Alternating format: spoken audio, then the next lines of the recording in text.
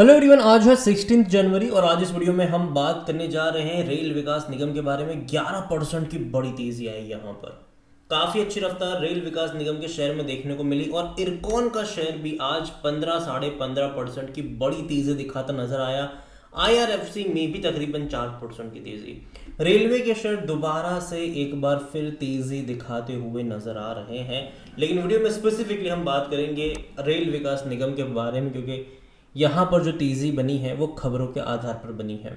और कहीं ना कहीं देखो, एक्सपेक्ट ये भी करा जा रहा है कि बजट में रेलवे को लेकर बहुत सारी अनाउंसमेंट्स भी हो सकती है, तो उनका फ़ायदा इन कंपनियों को मिल सकता है। ये पॉसिबिलिटीज़ अभी के लिए बाहर आ रही है, बात करेंगे सब कुछ उसके बारे में। लेकिन उससे पहले अगर आपने अभी तक चैनल को सब्सक्राइब नहीं किया है तो प्लीज़ अभी इसे सब्सक्राइब कर लीजिए, क्योंकि आगे भी बहुत सारे वीडियोज़ हैं जो आपको काफ़ी ज़्यादा हेल्प करेंगे। तो यहाँ पर अगर आप देख रहे हो तो रेल विकास निगम 412 रुपए का ये शेयर है। 11% की बड़ी तेजी। अब तक ये गिर रहा था भाई साहब, गंदे तरीके से गिरा है ये। 350 पे गया था ये, अब जाकर तेजी पकड़ी है इसने। एक साल का भी ग्राफ देख लो तो कहाँ से गिर कर आया कि 630 रुपए के लेवल से गिरकर 350 पे गया था। लगातार गिरावट। और देखो, ऐसा नहीं कि तेजी नहीं दिखाई, बीच बीच में इसने अटेम्प्ट करे थे। सोचो, 650 से गिरकर 350 पे गया, लेकिन अभी भी यहाँ पर 84% का ग्रोथ है, क्योंकि शेयर जो था वो 220 रुपये से तेजी दिखाई है इसने। तो कहीं ना कहीं अभी भी बड़ी रफ्तार यहाँ पर है, अभी भी बड़ा ग्रोथ यहाँ पर है, लेकिन हाई लेवल से काफ़ी ज़्यादा बड़ी गिरावट, काफ़ी बड़ा पेन ये ऑलरेडी दिखा चुका है। और आज की जो खबर है जिसके चलते तेज़ी आई वो बीएसएनएल की है। रेल विकास निगम के शेयर में 12% तक की तेजी आई, क्योंकि बीएसएनएल से भैया इनको 9,613 करोड़ की बड़ा ऑर्डर मिला है, और ये बड़ी बात होगी इनके लिए।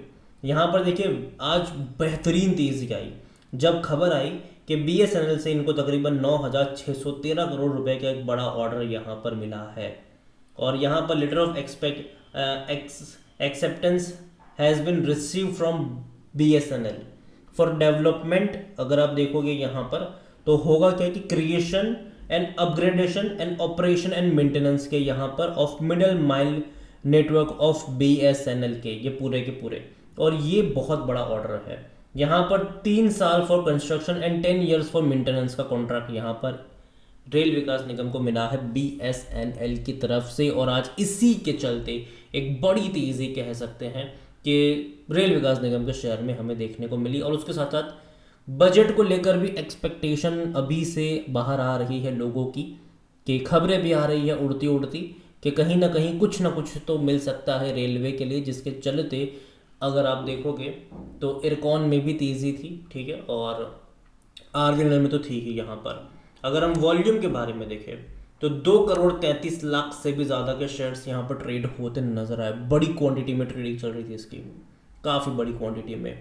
कंपनी अगर आप देखोगे तो भाई साहब 52 वीक्स का हाई देखो कहाँ पे था, 650 का, लो 213 रुपये।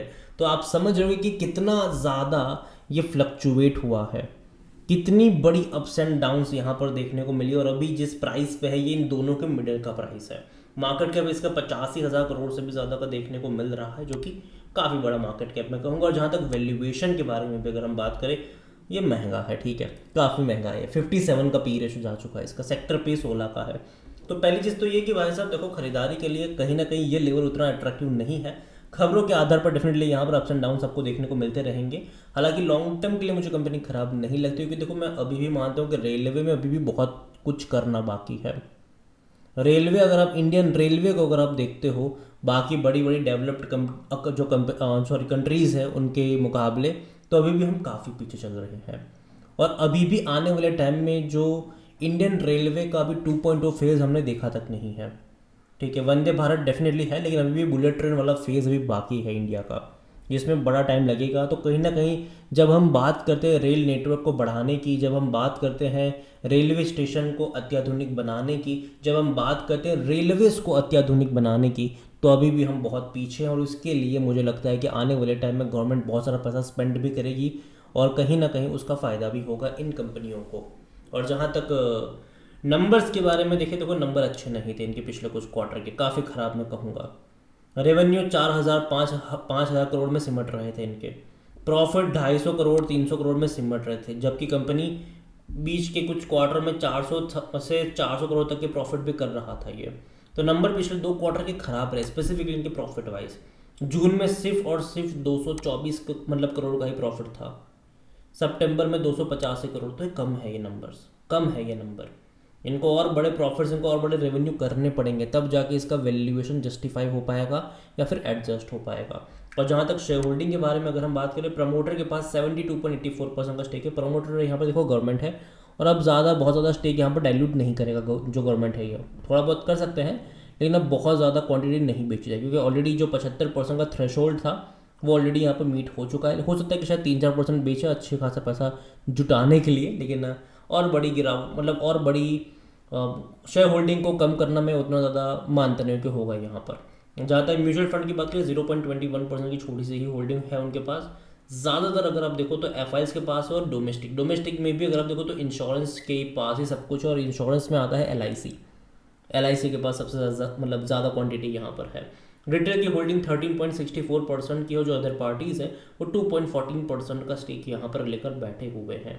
ओवरऑल अगर मैं बात करने जाऊँ रेल विकास निगम के बारे में, अगेन देखिए कंपनी ख़राब नहीं है, लेकिन अगर आप ग्राफ देख रहे हो इसका, तो लगातार डिक्लाइन वाला ग्राफ ज़रूर है। और ऐसा नहीं कि गिरावट के टाइम पर इसने कोशिश नहीं करी, अटेम्प्ट करे थे इसने तेज़ी दिखाने की, हर बार वो गिरा है। इस बार एक और अटेम्प्ट यहाँ पर हुआ है खबरों के आधार पर कि बहुत बड़ा ऑर्डर इनको मिला है BSNL की तरफ से, और उसके चलते आज तेज़ी देखने को मिली है। और दूसरी बात, बजट को लेकर कुछ अच्छी एक्सपेक्टेशन बाजार लगा के बैठा हुआ है, जिसके चलते तेज़ी बनी है। तो न तो खबरों के आधार पर तेज़ी, और मुझे लगता है कि खबरों के आधार पर जो तेज़ी है वो 2-3 दिन चलेगी, बाद में गिरावट में तब्दील भी होती नजर आएगी। मेन यहाँ पर चीज़ें आपको बजट के दिन देखने को मिलेगा, काफ़ी ज़्यादा फ्लक्चुएट बजट के टाइम पर ये होगा, लेकिन उसके बाद भी मैं मानता हूँ कि प्रॉफिट टेकिंग आपको देखने को मिल जाएगी फ़ौरन ही। तो यहाँ पर देखो अभी जो तो मैं इतना ही कहूँगा कि दूर बैठो तमाशा देखो, जल्दबाजी अभी यहाँ पर मत करना। डेफिनेटली यहाँ पर 350 रुपये का जो लेवल है वो इनिशियल सपोर्ट के तौर पर काम ज़रूर कर रहा है, लेकिन फिर भी अगर आप वैल्यूएशन के हिसाब से देख रहे हो, फ्रेश एंट्री के लिहाज से देख रहे हो, थोड़ा सा महंगा है। लेकिन इसका मतलब ये नहीं कि अगर आपके पास है तो बेच दो, नहीं है तो रखे रहो, कोई दिक्कत नहीं है। यहाँ पर आपका विजन जो है वो लॉन्ग टर्म का होना चाहिए। जहाँ तक मैं मान के चल रहा हूँ, मुझे लगता है कि जो अच्छे खासी तेज़ी से बाजार में वो एटलीस्ट अप्रैल और मई में देखने को मुझको मिलेगी, तब तक बाजार अप्स एंड डाउन से ही गुजरेगा। अगर खबर के आधार पर आज तेज़ी बनी है, हो सकता है कि कल परसों वापस गिरावट भी आपको देखने को मिल जाए, चांसेस इसके ज़्यादातर बनेंगे यहाँ पर। और यही वजह है कि मैं कहूँगा कि जब तक स्टेबिलिटी ना आए तब तक तमाशा देखो यहाँ पर। और जहाँ तक एंट्री के मौके हैं वो शायद आपको फरवरी एंड या फिर मार्च के स्टार्ट में आपको देखने चाहिए। अगेन ये मेरा पर्सनल ओपिनियन है, कोई भी इन्वेस्टमेंट एडवाइस नहीं है ये। वीडियो को यहीं पे एंड करता हूँ। पसंद आया हो तो लाइक करो, शेयर करो, चैनल वगैरह पहली बार है तो प्लीज़ सब्सक्राइब करें। और रेल विकास निगम के बारे में आप क्या सोचते हैं वो भी आप मुझे कमेंट में लिख कर बता सकते हैं। Thank you.